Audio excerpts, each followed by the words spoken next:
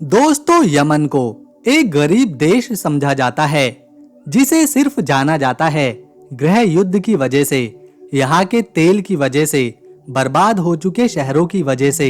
लेकिन यमन इससे कई गुना ज्यादा राज अपने अंदर दफन किए हुआ है। यमन का इतिहास काफी मुश्किल रहा है। यहाँ बहुत सी हुकूमतों ने अपना राज चलाया और शहर भी बनाए। आप जरा इस शहर पर नजर डालिए जो पहली नजर में मानो साउथ अफ्रीका का केप टाउन शहर जैसा मालूम होता है, लेकिन ये मौजूद है यमन में, जिसका नाम है अदन। एक जमाने में ये शहर दुनिया के सबसे अहम शहरों में से एक था, जिसके रास्ते तमाम देश व्यापार किया करते थे। अदन पोर्ट सिटी के अलावा यमन में एक आइलैंड मौजूद है जिसका नाम है सुकोत्रा, जो मानो दुनिया का सबसे खूबसूरत आइलैंड हो। इस आइलैंड के बारे में हम किसी और वीडियो में बात करेंगे।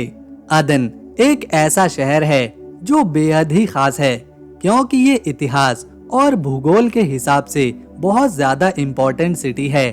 ये ऐसी जगह पर मौजूद है कि जो भी अदन, अरब सागर और बाब अल मंदब स्ट्रेट पर व्यापार करना चाहता है, उसे इस शहर पर अपनी नजरें रखनी ही पड़ती हैं। जब पूरी दुनिया में अंग्रेज हुकूमत कर रहे थे, तब इस अदन शहर को पूर्व का जिब्राल्टर कहा जाता था, जिसका मतलब ही होता है काफी महत्वपूर्ण। अदन को यमन की आंख भी कहा जाता है और पूरा शहर समंदर की लहरों की आवाज के साथ ही जागता है। एक वक्त था जब इसके समुद्री रास्तों से पूरी दुनिया के जहाज गुजरा करते थे। इसे जहाजों का घर कहना गलत नहीं होगा। इसी वजह से यहाँ जंगें भी हुई।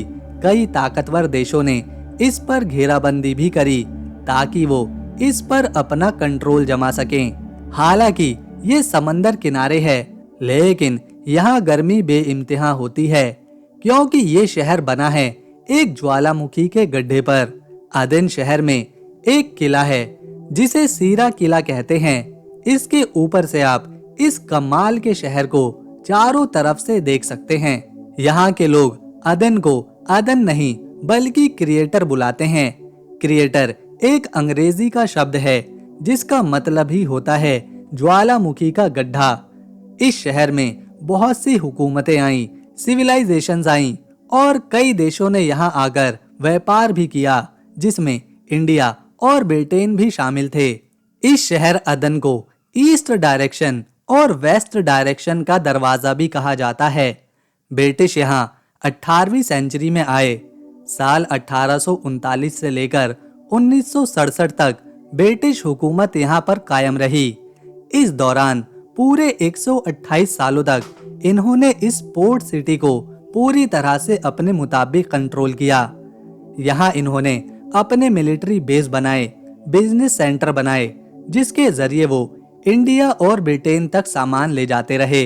ब्रिटिश का दौर जब यहाँ पर चल रहा था, उस वक्त अदन को ईस्ट जिब्राल्टर कहा जाता था। यहाँ पर कोयला और कच्चे तेल के बहुत ज्यादा रिसोर्सेस मौजूद थे, तो वहीं साथ ही साथ ये शिपिंग ट्रेड का मेन सेंटर भी हुआ करता था।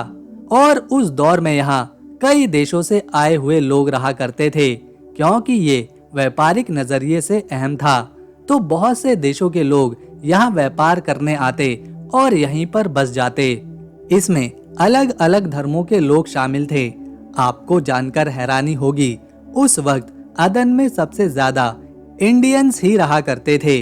जब 1839 में ब्रिटिशों ने यहाँ कब्जा किया, तो उस वक्त यहाँ भारतीय फौज भी भेजी गई, जिसके पीछे की वजह है अदन उस दौर में ब्रिटिश ईस्ट इंडिया कंपनी से जुड़ा हुआ था। आज भी इस खूबसूरत शहर में अरेबियंस, इंडियंस, पाकिस्तानीज और सोमालियंस लोग रहते हुए आपको मिल जाएंगे। अभी के वक्त में रिपोर्ट्स के मुताबिक इस शहर की टोटल पॉपुलेशन 10 लाख के करीब है। जब इस्लाम का गोल्डन पीरियड चल रहा था, उससे पहले से ही यहाँ इस्लाम फैल चुका था। 7th सेंचुरी में यहाँ इस्लाम पूरी तरह से कायम हो चुका था। इसीलिए आपको आज भी यहाँ ढेरों मस्जिदें, किले और इस्लामिक संस्कृति देखने को मिलेगी। इस शहर में एक मस्जिद है जो कि 500 साल पुरानी है और इसका नाम अबान मस्जिद है। इसके अलावा एदरोस मस्जिद भी यहाँ आपको पुराने दौर की याद दिलाएगी, जो कि अबान मस्जिद से भी पहले से ही बनाई गई थी, जो कि 500 सालों से भी ज्यादा पुरानी है। यहाँ पर ज्यादातर नॉन वेजिटेरियन लोग ही रहते हैं, जिसमें यहाँ सबसे ज्यादा फेमस और लजीज बिरयानी को माना जाता है, जिसे यहाँ के लोग जर्बियन कहते हैं। यहाँ एक काफी पुराना रेस्टोरेंट है जो सिर्फ दिन में 1 या फिर ज्यादा से ज्यादा 1.5 घंटे तक ही खुला रहता है। इस रेस्टोरेंट का नाम लाबिबा है, जिसकी जर्बियन यानी कि बिरयानी बहुत ही लजीज होती है। इस रेस्टोरेंट के मालिक यही अदन में पैदा हुए। इनके पिता, दादा, चाचा यही अदन में पैदा हुए और पले बड़े। और जैसा कि हमने आपको बताया था वीडियो में पहले कि यहाँ सबसे बड़ी कम्युनिटी ब्रिटिशों के दौर में इंडियंस की थी, तो इस रेस्टोरेंट के मालिक के पूर्वज भी इंडियंस ही हैं, जिन्होंने बताया कि उनके दादा के दादा इंडिया की गुजरात सिटी के पोरबंदर से यहाँ अदन आए थे। इस शहर की चाय और मलाई आइसक्रीम बहुत ही लजीज होती है, जो खास तौर पर 70 साल से पुरानी दुकानों पर आपको मिलेगी।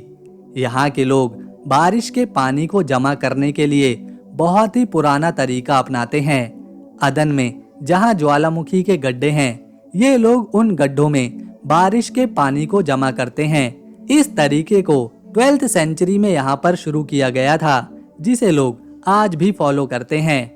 बारिश का पानी जमा करने की इस प्राचीन कला को सराहिस कहा जाता है। आपको यमन के इस खास शहर में लेटिन बेन नाम की एक घड़ी भी देखने को मिलेगी, जो कि लंदन के बिग बैन की एक छोटी सी कॉपी है। इसे 1906 में ब्रिटिशों ने यहाँ पर बनवाया था और आज ये उनकी यादगार की निशानी के तौर पर देखी जा सकती है। क्योंकि ये समंदर के किनारे बसा शहर है, तो यहाँ की आबो हवा समंदर में रहने वाले जीवों के लिए काफी अच्छी होती है। इसीलिए यहाँ ऐसे ऐसे समुद्री जीव रहते हैं जो कहीं और नहीं मिलते। इन्हें देखने, इन पर रिसर्च करने यहाँ स्कूबा डाइवर्स और रिसर्चर्स आते ही रहते हैं। अदन का कल्चर जितना डाइवर्स है, उतना ही इसे खूबसूरत और खास बनाते हैं यहाँ के पहाड़, पर्वत, समंदर के किनारे। ज्वालामुखी के गड्ढों पर इसका बसा होना इसे सबसे ज्यादा खास बना देता है। शायद यमन को जैसा समझा जाता है, ये उससे बिल्कुल अलग है। अदन में पारंपरिक कला और संगीत को भी बहुत खास माना जाता है। यहाँ पर पुराने दौर का यमनी संगीत और डांस स्थानीय लोगों के जीवन का हिस्सा है और यह स्थानीय त्योहारों और समारोह में एक महत्वपूर्ण भूमिका निभाता है। ये छोटा और खास शहर फैला हुआ है 760 स्क्वायर किलोमीटर के एरिया में, लेकिन ये इतना ज्यादा खास है कि यहाँ से गुजरने वाले जहाज इसके कंट्रोल में रहते हैं और ये इस शहर की इनकम ऑफ सोर्स का भी एक बड़ा जरिया है। यमन ने अपने इतिहास में बहुत से गृह युद्ध देखे हैं, बहुत सी जंगें देखी हैं, जिस कारण उसे काफी ज्यादा नुकसान उठाना पड़ा है। इसके बावजूद भी यमन में आज भी कई ऐसे शहर मौजूद हैं जो अपनी खूबसूरती, अपनी डाइवर्सिटी, अपनी इम्पोर्टेंस समेटे हुए हैं और इन्हीं में से एक अदन है, जिसके बारे में आज हमने जाना। हम कोशिश करेंगे एक और वीडियो में हम यमन के सोकोत्रा आइलैंड को भी कवर करें और उसके बारे में भी इसी तरह से जुड़े फैक्ट्स और जानकारियां आपके सामने रखें। इस वीडियो को बनाने से पहले हम क्रेडिट देते हैं जो हत्ताब चैनल को, जिसकी वीडियो को हमने पहले देखा, उनकी स्क्रिप्ट से सीखा और उसे फिर हिंदी में अपने तरीके से लिखने की कोशिश करी। अगर आप चाहें तो उनकी वीडियो के लिंक को हमारी वीडियो के डिस्क्रिप्शन बॉक्स में देख सकते हैं और विजिट कर सकते हैं। उम्मीद करते हैं आपको इन्फॉर्मेशन और वीडियो पसंद आई होगी। तो दोस्तों, इसे एक लाइक दें, शेयर करें और चैनल को सब्सक्राइब कर बेल आइकन जरूर दबाएं ताकि आने वाली नई वीडियो की अपडेट आपको मिले सबसे पहले। हम मिलेंगे नेक्स्ट वीडियो में, तब तक के लिए नमस्कार, अपना ख्याल रखें।